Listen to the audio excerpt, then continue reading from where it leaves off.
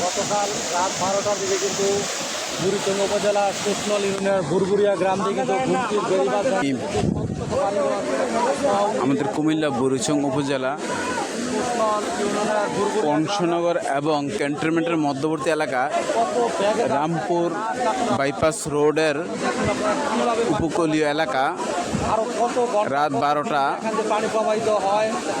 দিকেই এদিকে ভাঙন পড়ছে। উক্ত ভাঙনে আমাদের পার্শ্ববর্তী এরিয়ার অনেক মানুষ খুব ক্ষতিগ্রস্ত। দেখেন ওই যেখানে ভাঙা পড়ছে এর ভিতরেই পাকা